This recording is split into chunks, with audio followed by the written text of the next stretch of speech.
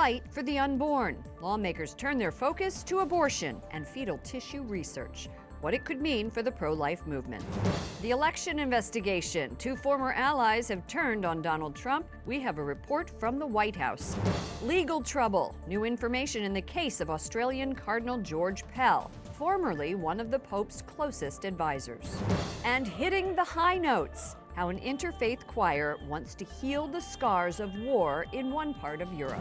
On EWTN News Nightly for Thursday, December 13th, 2018.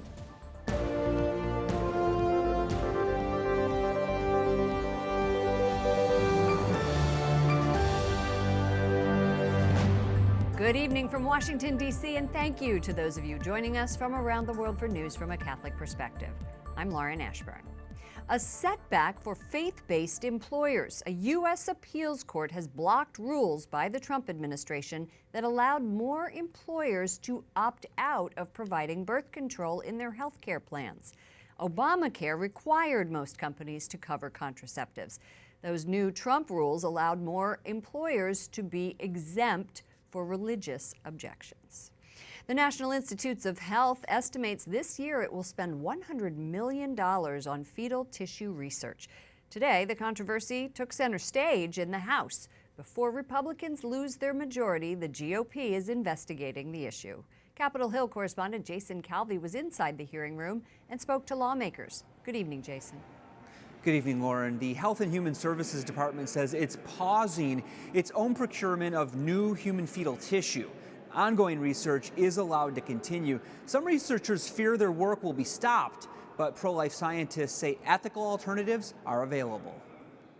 We want to be pro-life and pro-science. 2 pro-life researchers agree and are urging Congress not to fund the use of tissue from abortions. After over 100 years of research, no therapies have been discovered or developed that require aborted fetal tissue. History has shown us that we never needed fetal tissue to begin with. In September, the Department of Health and Human Services launched an audit of federally funded research involving tissue from aborted babies. The International Society for Stem Cell Research says it could help cure diseases. Fetal tissue research is crucial for understanding why and how many childhood cancers develop. These undercover videos claim to show groups like Planned Parenthood illegally profiting from the sale of aborted tissue. Their release in 2015 put research using that aborted tissue in the spotlight. The taxpayer dollars, our constituents' tax money, is going to Planned Parenthood. Planned Parenthood then provides abortion services.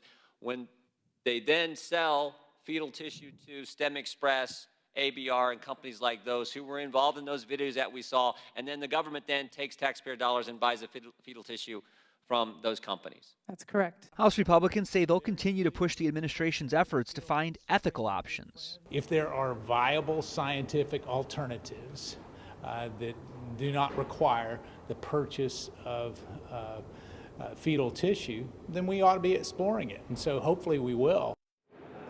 HHS has not announced when it will finish its audit. The National Institutes of Health now say they'll spend up to $20 million on projects that do not use aborted babies. Pope John Paul II taught that using embryos as an object of experimentation is a crime against their dignity as human beings. Lauren? Correspondent Jason Calvi. Thank you, Jason. Without objection, a motion to reconsider is laid on the table. The House and Senate voted overwhelmingly Wednesday to approve a massive farm bill. It will provide more than $400 billion for agriculture subsidies, conservation programs, and food aid. One stipulation not included: tighter work requirements for Americans on food stamps. The bill now goes to the White House for the president's signature. Democrat Nancy Pelosi moves significantly closer to claiming the Speaker's gavel next term, striking a controversial deal on term limits with her critics in her own party. The 78-year-old agreed to restrict herself to a maximum of 4 years as House Speaker. Her fiery debate with the president Tuesday in the Oval Office helped firm up support for her return to the role. The limits would also apply to Pelosi's top lieutenants, Steny Hoyer of Maryland and James Clyburn of South Carolina. Both are in their late 70s. Late this afternoon, the Senate passed a resolution saying Saudi Crown Prince Mohammed bin Salman is responsible for the slaying of journalist Jamal Khashoggi. that directly challenges both Saudi Arabia and President Donald Trump. It is unclear whether the House will consider the measure. President Trump has lost two of his most powerful protectors. Both admit they made hush payments to women who allege affairs with the president. But Donald Trump says he never directed his former lawyer to break the law. White House correspondent Mark Irons reports. Good evening, Mark. Good evening, Lauren. Michael Cohen, the president's one-time fixer, told a judge he agreed time and again to cover up his boss's dirty deeds. Now, President Trump denies ordering Cohen to use campaign funds to silence women before the 2016 election. And even though prosecutors allege that very thing, the president believes they just want to embarrass him. Now, a media company linked to the Trump campaign is acknowledging its own guilt. The company that owns the National Enquirer, American Media Incorporated, admits working with Michael Cohen to silence former Playboy model Karen McDougal's alleged affair with Donald Trump. The head of the Enquirer is one of Trump's old friends. Prosecutors also accused Cohen of reimbursing Trump campaign funds to buy the silence of adult film star Stormy Daniels, who also claimed to have an affair with Trump. Cohen was just sentenced yesterday to 3 years in prison. The president responding today, "I never directed Michael Cohen to break the law. He was a lawyer and he is supposed to know the law. It is called advice of counsel, and a lawyer has great liability if a mistake is made." He goes on to say, "I did nothing wrong with respect to campaign finance laws, if they even apply, because this was not campaign finance. Cohen was guilty on many charges unrelated to me." Some lawmakers think Cohen's campaign finance violation could affect the president. If you phrase it, am I concerned that the president might be involved in a crime? Of course. The question is then whether or not this so-called hush money is a crime. Republican Senator Orrin Hatch is coming to the president's defense. I don't think he was involved in crimes, but even then, you can make anything a crime under the current laws. In addition to the campaign finance violations, Michael Cohen was sentenced on 5 counts of tax evasion and lying to Congress. He is slated to begin his prison sentence in March. In an interview with Fox today, the president said he made a mistake hiring Cohen years ago. Separately, in tweets, he is continuing to blast special counsel Robert Mueller's investigation into Russian interference with the 2016 election, calling it a witch hunt. Lauren. White House correspondent Mark Irons. Thank you, Mark. The Trump administration says it's refocusing its strategy in Africa. The goal is to improve ties with the U.S. Today, National Security Advisor John Bolton laid out a new strategy aimed at countering China and Russia. Correspondent Wyatt Goolsbee has more from the State Department. Good evening, Wyatt. Good evening, Lauren. John Bolton says from here on out, the U.S. will choose its African partners more carefully. He accuses China and Russia of carrying out predatory practices using bribes and trade to exploit many African countries. Bolton says the U.S. approach in the past has not been fruitful. Unfortunately, billions upon billions of U.S. taxpayer dollars have not achieved the desired effects. They have not stopped the scourge of terrorism, radicalism, and violence. National Security Advisor John Bolton is laying out the administration's new Africa strategy in Washington. He says the Trump administration wants to counter China, which has stunted the continent's economic growth. China uses bribes, opaque agreements, and the strategic use of debt to hold states in Africa captive to Beijing's wishes and demands. Its investment ventures are riddled with corruption and do not meet the same environmental or ethical standards as U.S. developmental programs. Bolton also called out Russia. It continues to sell arms and energy in exchange for votes at the United Nations. Going forward, Bolton says the U.S. will remain engaged, but look to encourage African leaders to choose high-quality, inclusive, and transparent projects. Niall Gardner, an expert in international terrorism, says Bolton's focus on terror groups like Al-Shabaab, Boko Haram, and ISIS is key. Often, terrorists in countries like Nigeria target religious minorities, including the Catholic Church. The ongoing U.S. efforts against Islamist terrorist organizations is very, very important in terms of the defense of religious liberty in Africa, especially for Christians who often face victimization and tremendous threat actually from Islamist organizations. Gardner says eliminating the terrorist organizations will not be easy and will require U.S. Special Forces and airstrikes.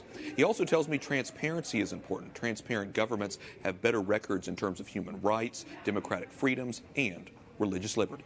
Lauren? Correspondent Wyatt Goolsbee reporting from the State Department. Thank you, Wyatt. The two sides in Yemen's bloody civil war agreed to stop the fighting in a strategic port city. The truce was reached today in Sweden. It is seen as an important first step toward further talks early next year. The four-year battle has killed thousands of people and left the country on the brink of starvation. British Prime Minister Theresa May says she will step down before the country's next election in 2022. Yesterday, she survived a no-confidence vote by her own party. May has been under fire for her handling of Britain's exit from the European Union. Later in the broadcast, we will have analysis from Desmond Lachman of the American Enterprise Institute. The Church of England publishes guidelines for services to celebrate gender transitioning. The liturgy allows an individual to affirm a new gender preference while renewing baptismal promises. The rules apply only to the Church of England and not the worldwide Anglican community. Nearly 1,000 people attend a memorial service for victims of the shooting inside a Catholic cathedral in Brazil. The service was in Campinas, roughly 60 miles from Sao Paulo. Officials say the death toll has risen to 6, including the gunman, and they do not know the motive for the attack. Pope Francis sent a message urging forgiveness and saying love will prevail over hate.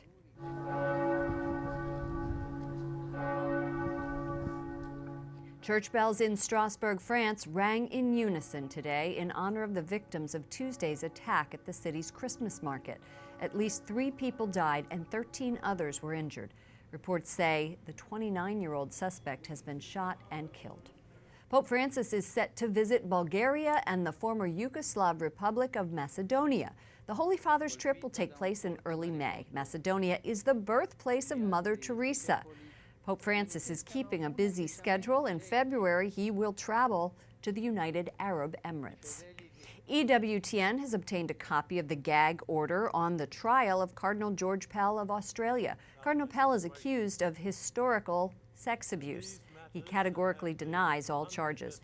Pell is on leave from his job as the Vatican's economy minister. Vatican correspondent Juliette Lindley joins us from Rome. Juliette, the verdict is not public yet. Why is the press forbidden from reporting it? Lauren, the court imposed the gag order to, quote, prevent a real and substantial risk of prejudice to the proper administration of justice, and that's led to a media blackout in Australia, including the blocking of websites. Now, some American outlets, including our own Catholic news agency, have published reports, and we here at EWTN News Nightly reached out to the court, and it provided us with a transcript of the conversation between the judge, the prosecutor, and Cardinal Pell's attorney from today. And from reading that very verbatim, we can see that the judge is very serious about prosecuting any media that violates the gag order. According to that order put in place in June, the media cannot report anything about the outcome of the trial until an embargo is lifted. So the gag order could last for months to come, Lauren. What has been the reaction of the media in Australia to this gag order? The media are up in arms, and the judge is under pressure. The court announced a hearing on Friday in Melbourne, and during that hearing, the judge will reconsider the gag order in a bid to allow the news to be reported. Now, we'll wait and see what is decided, Lauren. Juliette Lindley, EWTN News Nightly, Vatican correspondent. Thank you. Thank you, Lauren. Coming up, Louisiana's Attorney General joins us to talk about this week's defeat for pro-life supporters in his state.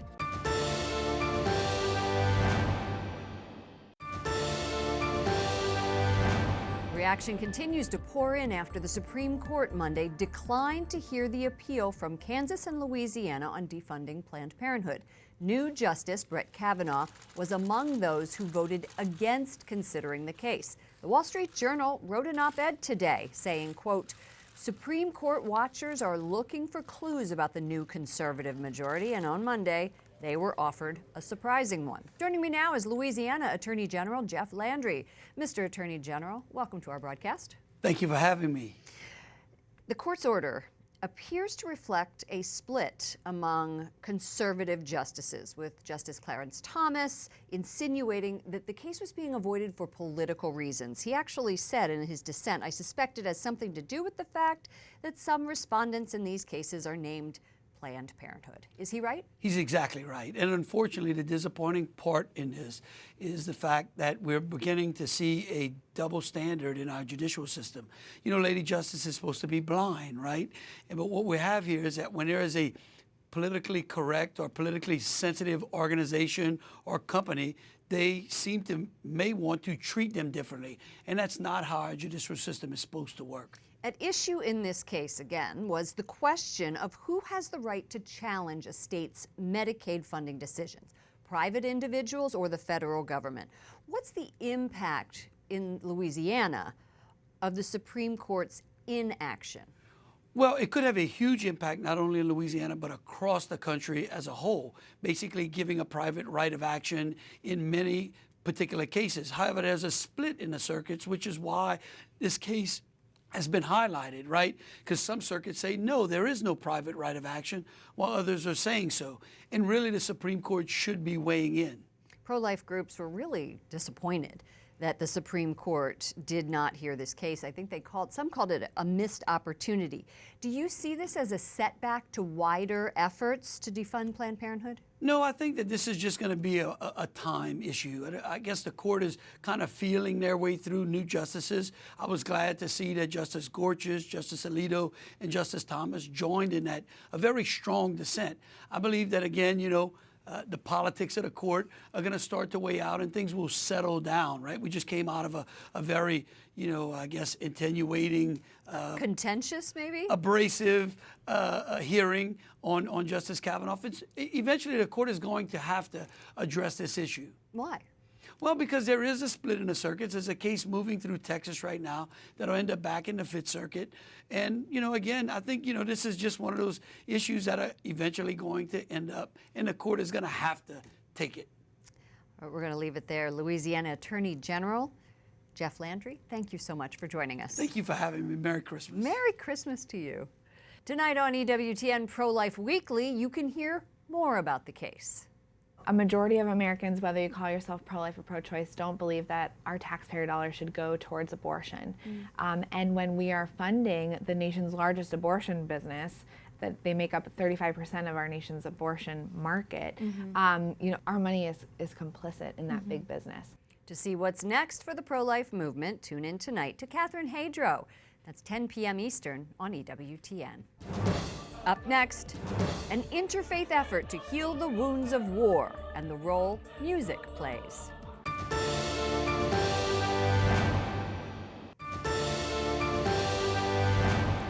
49 years ago today, Jorge Bergoglio was ordained a priest in Argentina. Today, he's known as Pope Francis. He'll celebrate 6 years as leader of the Catholic Church in March. As you heard earlier in the broadcast, British Prime Minister Theresa May survived a no-confidence vote yesterday by her own Conservative Party.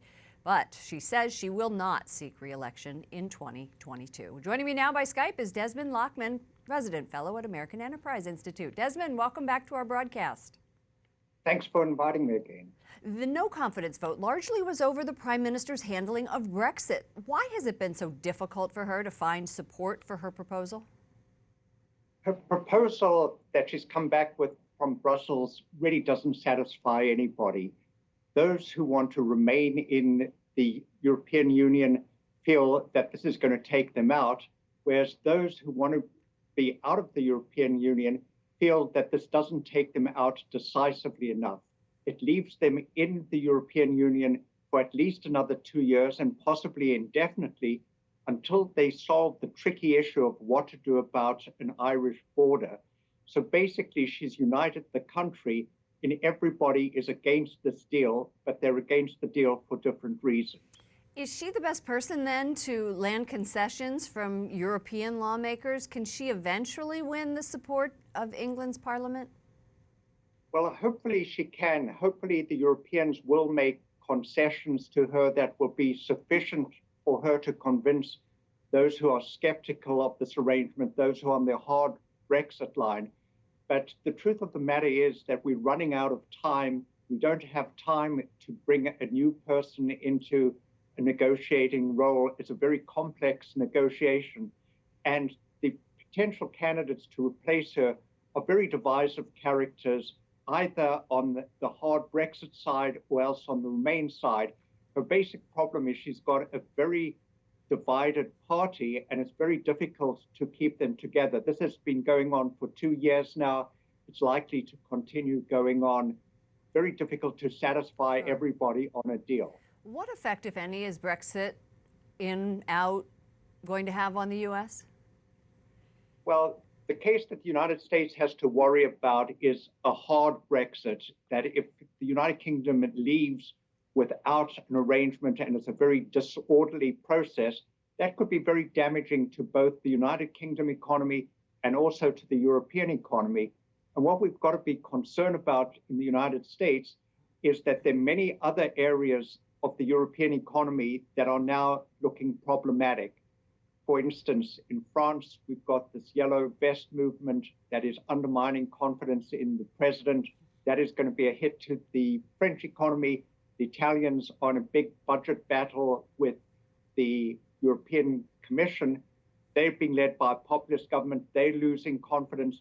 So if we get on top of this, the United Kingdom, that could impact the whole of the European economy.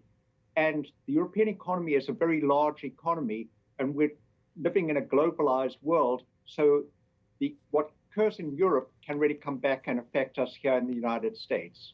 Very good. Desmond Lachman, resident fellow at American Enterprise Institute in Washington, D.C. Thanks for breaking this down for us. Thanks for having me again. And finally tonight, an initiative in formerly war-torn Bosnia believes interfaith dialogue may be best done through singing.